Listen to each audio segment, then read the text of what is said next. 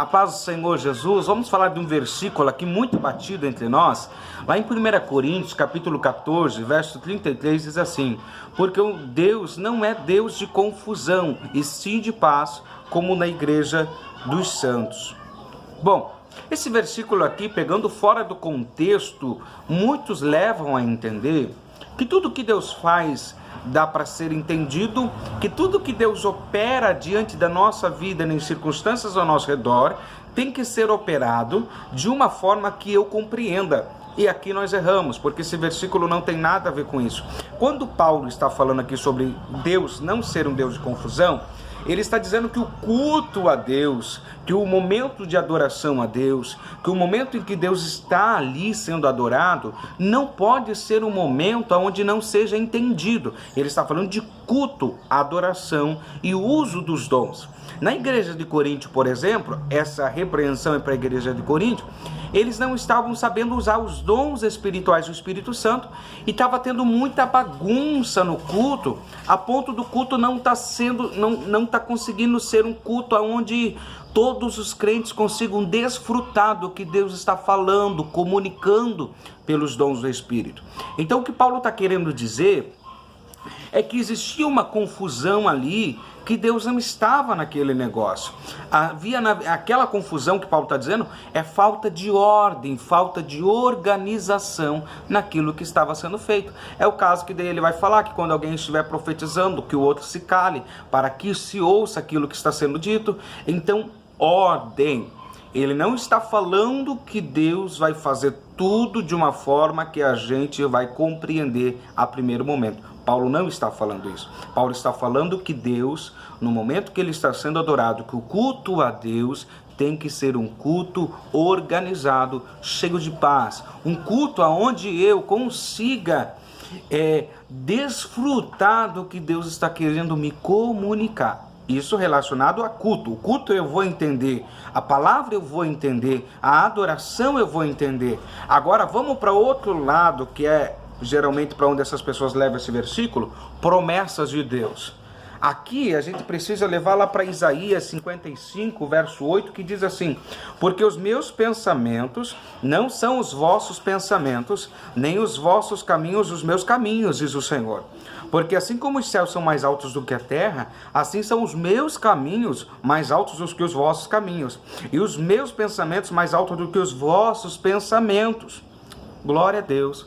Aqui que a gente precisa entender, relacionado a promessas e acontecimentos na nossa vida, os projetos de Deus, os caminhos de Deus, os pensamentos de Deus, são infinitamente superiores ao nosso. Logo, que Isaías está querendo nos dizer, pelo Espírito Santo na vida dele, Deus falando através dele, que não tem como eu, na minha pequenez, na minha inferioridade, eu conseguir compreender, assimilar o que Deus está pensando, o que Deus está fazendo. Deus, e olha o que diz ali: porque assim como descem a chuva e a neve dos céus e para lá não tornam, mas regam a terra e a fazem produzir e brotar, e dar semente ao semeador e pão ao que come, assim será a palavra que sair da minha boca. Ela não voltará para mim vazia, antes fará o que lhe apraz, e prosperará naquilo para que a enviei. Ao mesmo tempo que Deus está dizendo, não tem como vocês compreender o que eu estou pensando, e não tem como você compreender como eu estou realizando os meus pensamentos. Todavia eu deixo para vocês um consolo: a palavra que eu estou dizendo a vocês, as promessas que eu estou fazendo a vocês, elas se cumprirão. A palavra que eu estou lançando e liberando sobre a vida de vocês não voltará vazia. É aqui que entra a fé. Ter um relacionamento com Deus não quer dizer que eu vou compreender tudo que Deus está fazendo e os seus métodos de trabalhar. Ter um relacionamento com Deus significa que, ainda que Ele trabalhe de uma forma que eu não compreenda, eu creio, porque eu confio nele. Ele é meu amigo, Ele é o meu Pai, Ele é meu Criador, Ele está comigo, não te deixarei, nem te desampararei. Isso é relacionamento com Deus, não é que eu vá entendê-lo. Presta atenção nisso, você que é casado, você que tem filhos, você que é filho, você vai perceber que é impossível você compreender o humano que está perto de você. Se eu não consigo compreender o homem, quanto mais eu compreender a mente de Deus e os métodos de Deus. Seria muita soberba, muita arrogância do homem acreditar que nós poderíamos entender como é que Deus trabalha. E é aqui que muitos se perdem e ficam confusos e não entram em terras de promessa porque eles querem entender. Israel pereceu no deserto exatamente por causa disso, porque Deus leva o povo para o deserto para testar o povo e no meio do caminho o povo começa a murmurar e a Bíblia diz que tentaram o Senhor Deus 10 vezes. A palavra 10 vezes é que tentaram Deus sempre de novo. Eles murmuravam todo dia. E muitos morreram no deserto por causa disso, e apenas 2 entraram na terra da promessa. Por quê? Eles queriam compreender a forma de Deus trabalhar. Peraí, Deus falou que ia nos levar a uma terra prometida, e nós estamos aqui perecendo no deserto. É aqui que a gente falha. Fé não é compreender. Fé é eu esperar que o que Deus está fazendo é bom, perfeito e agradável, ainda que o que os meus olhos vejam seja totalmente o contrário. Um irmão ontem me disse: pastor, como é que Deus me fez promessas há 3 anos atrás e tudo que eu estou vivendo hoje é o contrário do que Ele me prometeu? Eu falei: é aí que entra a fé. Aí ele usou esse versículo: pastor, mas Deus não é Deus de confusão, Deus é Deus de paz e não sei o quê. Aí olha para Abraão, Deus faz uma promessa para Abraão quando Abraão tinha 75 anos, de dar filhos a ele, e Abraão vai ter esse filho com 100 anos e Sara com 90. Vamos prestar atenção em como é que Deus faz as coisas. Nem sempre a gente vai entender, mas sempre dá para crer. Olha, por exemplo, Josué. A Bíblia vai dizer que 12 espias vão ver a terra prometida. Só tem gigante dentro da terra prometida. Mas Josué volta com uma palavra de ânimo: Deus pode derrubar esse gigante. Isso é fé. Parecia confuso. Peraí, Deus disse que ia nos dar uma terra, mas quem está dentro dessa terra é mais poderoso do que nós. Deus não está fazendo uma confusão. É o homem que quer entender as coisas na sua ótica. Olha Isabel, por exemplo, quando Deus manifesta através do anjo Gabriel o nascimento de João Batista através do ventre de uma idosa. E Zacarias questiona, porque Zacarias estava vendo velhice e impotência. Deus estava vendo uma promessa se cumprindo. Aqui que a gente precisa entender. Se eu for olhar de forma humana, parece que Deus está me confundindo. Se eu for olhar pela fé, eu sei que cada vale, deserto, porta fechada, cada angústia que eu estou vivendo está manifestando a glória de Deus, porque em tudo Ele está comigo, me guardando, me levantando, me ajudando. Deus não é Deus de confusão. É a gente que confunde as coisas. Uma coisa é andar pela vista, outra é por fé. Quando eu ando pela vista, eu me confundo. Ainda que Deus esteja fazendo tudo de forma perfeita, eu me confundo. Quando eu ando por fé, a Bíblia diz assim: o homem espiritual, ele compreende, ele discerne todas as coisas.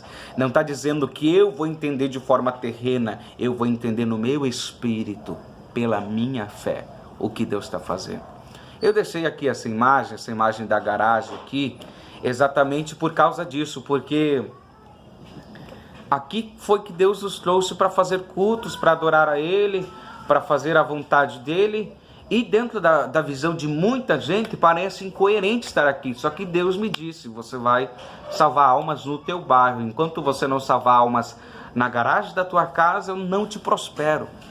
E no imóvel que eu estava antes, não vinha almas para o culto e nem tampouco aceitavam Jesus. E aqui esse ano, para a glória de Deus, foi batizado 4 almas. Para muita gente pode parecer pouco, mas para mim é a porção que Deus me deu, é o trabalho que Deus me deu, é a obra que Deus me deu para fazer. Essa é a minha responsabilidade. Alguns desse ano salvaram no nome de Jesus 100, 1000, 3000 ou mais do que isso, mas a mim convém Deus a me levar ao batismo 4 almas, fora todas as outras que aceitaram Jesus, se reconciliaram a Jesus. Dentro do ponto de vista humano, parece que Deus errou.